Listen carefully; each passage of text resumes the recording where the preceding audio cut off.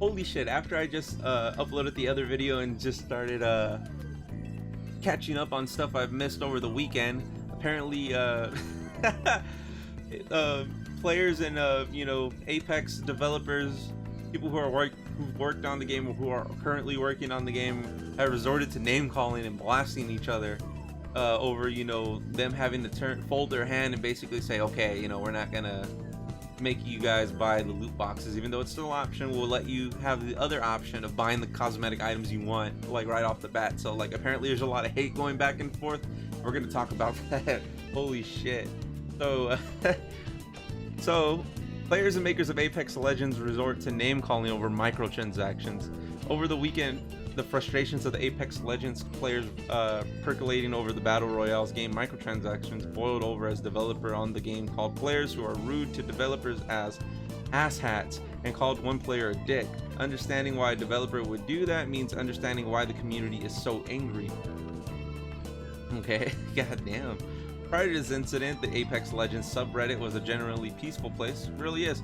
One where the community enjoyed a friendly relationship with the developers of the game. Respawn, the subreddit, even had a flare that would tag responses from developers on the game, as they would occasionally participate in the threads after the game's limited time Iron Crown event last week, which introduced new collectible items. Things in the subreddit took a turn for the worse over microtransactions. Fans were most irked by the rare skin that cost $170 of premium currency to unlock. That was the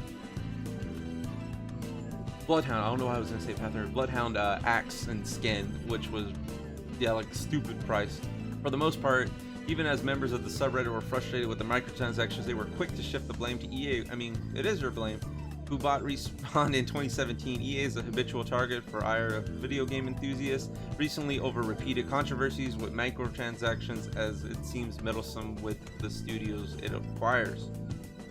I mean, like I said in the other video I just put up, you know, Battlefront 1, Battlefront 2, Battlefield 1, Battlefield 5, Madden, FIFA, any sports games that EA is handling, like, and then Apex on top of it. You know, this isn't new, that every time there's a controversy with microtransactions, and you know, the problem keeps getting swept under the rug in hopes that we'd all forget about it. And when the public does kind of forget about it for a little while, and then something happens with a new game that comes out, and it's like, oops, like, thought they forgot about this. No, you know, we're listening to your concerns. You know, we love games as much as you do. You know, it's not about the money with us here at EA. You know, we kind of blah blah blah, you know, parent company shtick. But on Friday Respawn changed the event so that exclusive skins would be available for the in-game's normal store for this week. That's what I brought up earlier, so I don't have to read about that. I mean, basically they just gave us the option to buy the items that we want. In that post, Drew McCoy, project lead at Respawn, made a comment about the event and the reason for the change, saying that the developers will not engage with temper tantrums. He was seemingly trying to explain why the developers were making a change in the face of player anger, while signaling that expressions of anger from players wouldn't always trigger a change. He added that he has been in the industry long enough to remember when players were in complete asshats to developers, and it was pretty neat. I mean, I get where he's coming from. You know, the community could be a little toxic and kind of shift the blame to the developers when they should be pushing the blame to the parent companies. A commenter responded to McCoy's comment. Well, I guess you can also remember when developers weren't money-grabbing fucks that scammed their players too. McCoy replied, hey everyone, found the dick I was talking about. Afterward, the subreddit exploded with hostility towards Respawn, currently the highest upvoted post in the subreddit with over 30,000 upvotes, and a screen cap of a YouTube comment referencing McCoy's comments. I've actually saw that, and I'll pull up the Apex subreddit, and you'll kind of see all the hate that's going on and all the anger that's coming along with it. Later in the thread, McCoy tried to clarify his comments. No, I'm not trying to paint all players with a huge brush. I'm commenting on the fact that nowadays it's just easier and less stressful to not post anywhere if you're a dev. That sucks. Kotaku reached out to Respawn about this situation, but did not receive a reply in the time of for this article's publication. No one likes being called a dick. especially when the situation when you feel like you're unfairly being asked to spend money. On the other side of the equation, game developers tend to take a lot of verbal abuse from angry players, and it's inevitable that sometimes developers will lash back out. We're only 2 weeks out from the developers of upcoming indie game Oblets were harassed for their announcement that their game would be an Epic Store exclusive. That's a whole nother thing. They were just getting trashed on. The relationship between developers and players is on a nice edge in the world of Apex Legends and elsewhere. The ability to immediately communicate with or insult anyone you can think has helped bring us here. It's unclear how we get past it. I mean, we get past it by getting rid of microtransactions. That's the fucking solution. I'll keep on saying it. I know everyone here watching and on every other YouTube channel will agree with me. Microtransactions just need to fucking end. Now, DLC, that's a whole different thing, you know. Instead of being like, hey, you know, we have these new skins that you gotta give us money that's worked in a way where you need a certain amount and you have to pay a certain amount of real money to use the in-game money. They should just have the option like, hey, these skins are out. They don't do anything but make you look cooler and let everyone know that your parents bought it for you, or you have limitless amounts of money lying around in your bank account to buy these said cosmetic items, and that's it. That should be the end of the story. Not like, oh, fucking, you want this one item really bad? Well, good luck fucking getting it. Give us like $200 worth of money for a $5 cosmetic. That's what it comes down to. And then the mere fact that developers are feeling like they're getting the blame for and all the heat for EA's doing, which is true. But let's look at the Apex subreddit real quick. So, Iron Crown discussions, daily discussions, easiest way to combat freeloaders at reasonable prices. It's true. Look at this.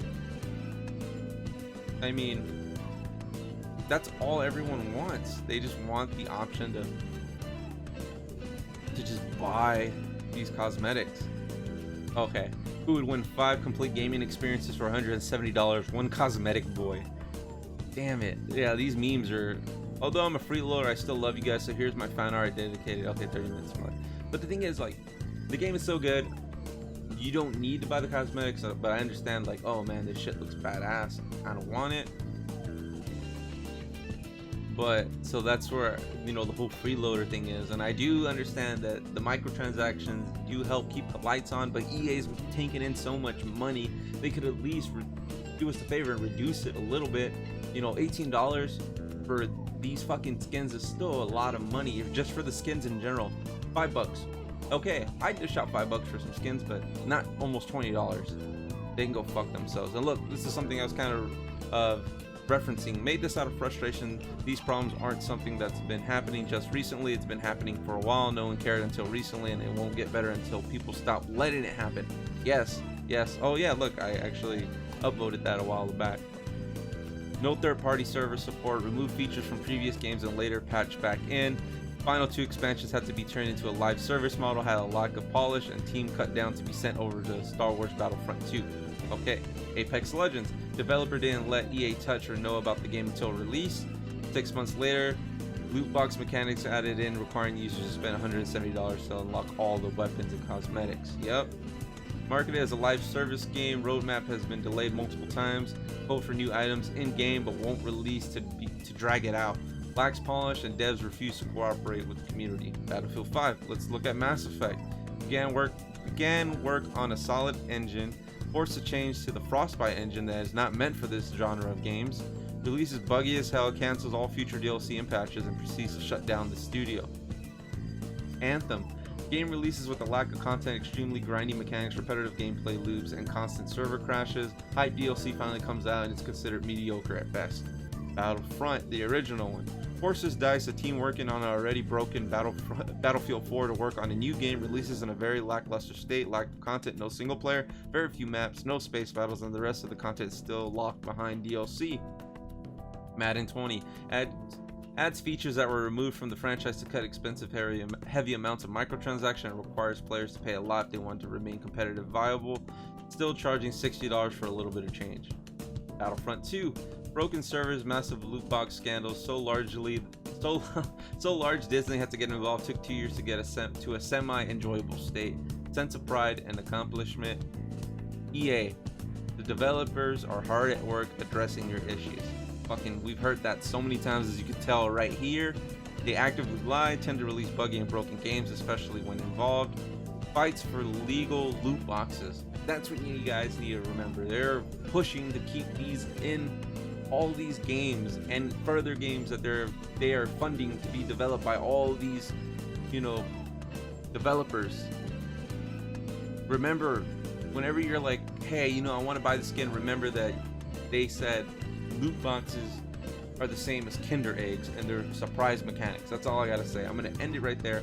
I'm gonna leave it on that note. Remember, surprise mechanics. They compared it to a 99-cent chocolate egg. Let me know what you think in the comments down below. If you like what you saw, you want to see more of it, me talking games, me playing games, or just video games in general, you already know what to do. Hit the like and subscribe button. And while you're at it, go ahead and hit the little bell icon. That way, whenever there's a new video, you'll be the first to know and the first to watch. Other than that, this has been Almighty Josh, and I will catch you guys in the next one. Peace.